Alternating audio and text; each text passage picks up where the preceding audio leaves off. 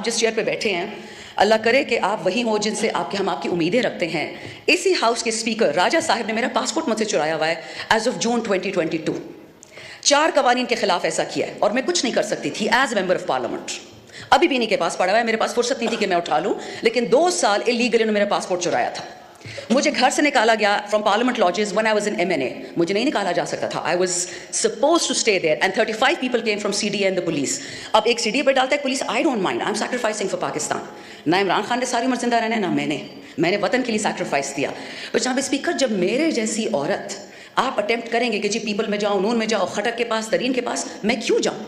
खटक और तरीन तो पहले से मेरे रिश्तेदार थे, मेरी तो उनसे वैसे नहीं बनती थी, तो मैं उनकी पार्टी में क्यों जाऊँ? वो तो जो हमारी पार्टी थी, मुझसे नहीं लगती थी। स्पीकर साहब, यू डोंट नो मी, मैं एक लड़ाका हूँ, हमेशा से थी। मैं हर किसी के साथ लड़ती हूँ, अपने लीडर के साथ भी लड़ी हूँ, हक के लिए लड़ती। और आज आपको ये बता दूँ कि जितना झूठ इस कुरान के नीचे बोला जा रहा है ना, आई स्वेयर टू गॉड मेरी हड्डियों में दर्द शुरू हो जाती है। ये बजट लोगों को बर्बाद करने के लिए है। और सर, आप भी पाकिस्तान में रहते हैं, आपके मुलाजिम होंगे, आपके कोई गरीब रिश्तेदार भी होंगे। ये जो बड़ी बड़ी अंग्रेजी हमें सुना रहे हैं, oh this salary tax and that digitization, sir you are destroying digitization. आप कंप्यूटर्स पे टैक्सेस लगा रहे हैं, किताबों पे, हार्ट स्टेंट्स पे, चैरिटी हॉस्पिटल जिसपे 50 से ज़्यादा बेड हो, आपने फार्मास्यूटिकल्स की 18% शरह बढ़ा दिया, रॉ मटीरियल की 18% उस अस्पताल पर टैक्स डाल दिया है। लेकिन जो मालदारों के हॉस्पिटल्स है सर, वो तो लंदन में है, भगोड़े तो लंदन चले जाते हैं, वहाँ सारे इलाज करते हैं। तो यहाँ पे लोग क्या करेंगे?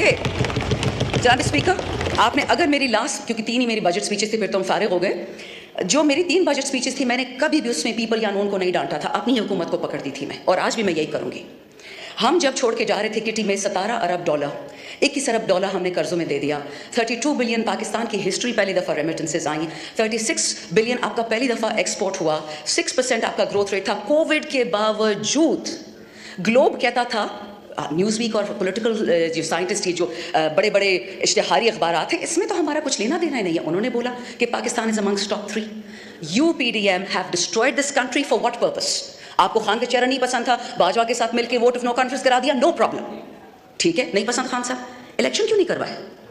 4 हफ्तों के अंदर अंदर इलेक्शन कराते, 6 हफ्तों में कराते, आना तो इन्हें नहीं था।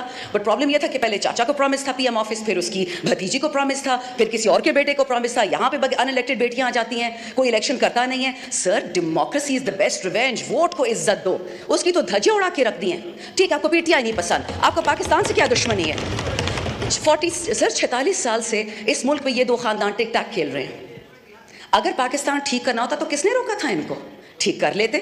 3 दफ़ा एक प्राइम मिनिस्टर, एक खानदान, तीसरी दफ़ा दूसरा। ये जो हमारे लोग आयल्स में बैठे हुए हैं, जो लोग हमें सर्व कर रहे हैं, जो हमारे घर में मुलाजिम हैं, इनके बच्चे बच्चियां कभी सोच सकते हैं कि हम PM बनेंगे या हम CM बनेंगे अगर नाम के पीछे जरदारी और शरीफ ना लिखा हो?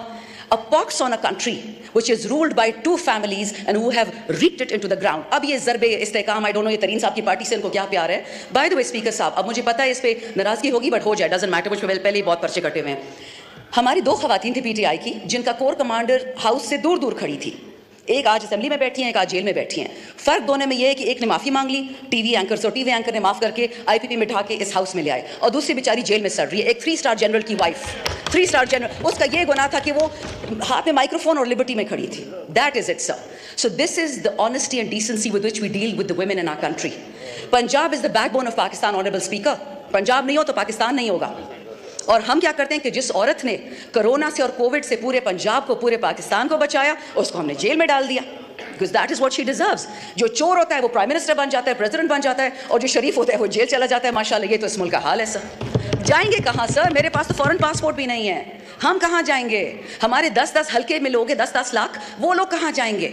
2 डिफरेंट प्राइम मिनिस्टर्स ने ये बात कही है इस वतन में। शर्म की बात है कि जिसने जाना है तो चला जाए, कहाँ जाए? 350 बंदा एक बोट में कैप्साइज हो जाता है। किसी ने उनके खानदानों का पूछा? कोई पेंशन दी, कोई प्लॉट दिया, कोई तमगा दिया उनको? This is what we doing to our youth. Honourable speaker, in the last 2 years आपके पाकिस्तान से 15 लाख पढ़े लिखे बच्चे बच्चियां चले गई हैं। बहुत अजीम पाकिस्तान है। एक्सपोर्ट्स की शरह देखें, फाइनेंसिंग की शरह देखें। ये हम तो नहीं कहते सर, जो किताबें ये लोग छाप रहे हैं मैं तो उससे पढ़ के बताती हूँ। लेकिन मुझे ये बताएं कि इस पाकिस्तान के साथ करना क्या है?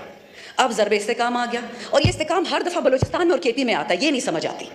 खान साहब की 3.5 साल हुकूमत थी, ना ड्रोन था, ना टेररिस्ट था, एंड द सेकंड खान साहब गोज, टेररिस्ट आ जाते। But sir, you are the custodian of this house and I expect you to take this up with people who matter. अगर किसी को लगता है कि ईरान इतना बेवकूफ़ है या अफगानिस्तान इतना बेवकूफ़ है कि वो सिर्फ बदला केपी में या बलूचिस्तान में लेगा, ये ख्वाब देखने वाली बात है। जो पंजाब और सिंध का ये लोग हशर करेंगे सिर्फ आपकी सोच है।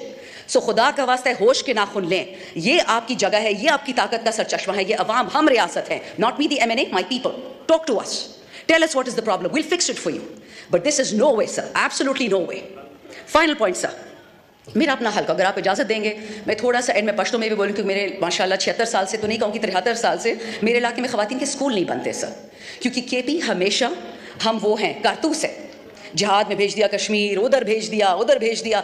उड़ाना हमारा सबसे आसान काम है, हमारे बच्चे उड़ा दो, हमारी बच्चियाँ उड़ा दो, हमारे पुलिस वाले उड़ा दो, हमारे फौजी उड़ा दो। बेवाई नहीं है, उनको कुछ नहीं मिलता, उनका कोई पूछने वाला भी नहीं है। पिछले साल पेशावर में बॉम्ब ब्लास्ट हुआ पुलिस लाइन्स में, मैंने टीवी में सिर्फ ये इंटरव्यू दिया कि why is it that KP and Balochistan are always targeted as per General Musharraf's book. उसने तो डायरेक्शंस दी थी ना। उसके बाद से जी मुझ पे FIR एक सेडिशन की कटी, दूसरी कटी, परवाह नहीं है, मैं सच कह रही थी।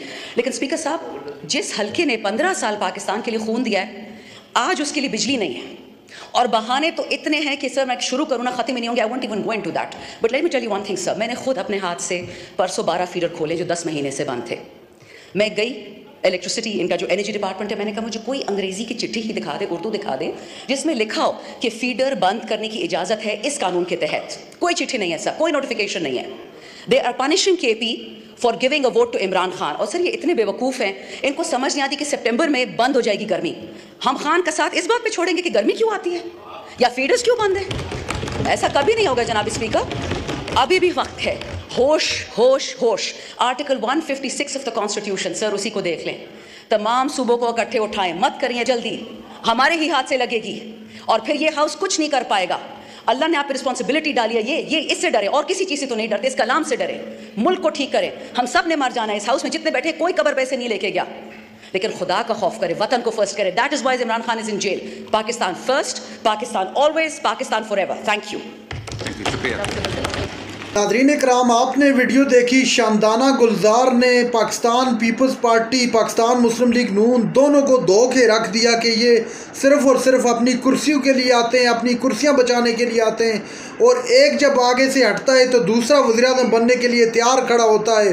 अनएलेक्टेड जो है बेटियां यहाँ पर पहुँच जाती हैं। दरअसल में वो ज़रब लगा रही थी मरीम नवाज़ साहिबा को कि वो अनएलेक्टेड हैं और आके पार्टी की सरबराह बन गई हैं, तो ये किस तरह हो सकता है। बिलावल भुट्टो वहाँ पर मौजूद थे, उनको भी खरी खरी सुनाई शामदाना गुलजार साहिबा ने और वाज़ेह कहा कि मैं खान की कारतूस हूँ, चलूँगी तो जला के रख दूँगी। नाज़रीन इकराम, ये थी आज की हमारी वीडियो। चैनल पर जो नए चैनल को सब्सक्राइब कर लें। अगली वीडियो तक अल्लाह।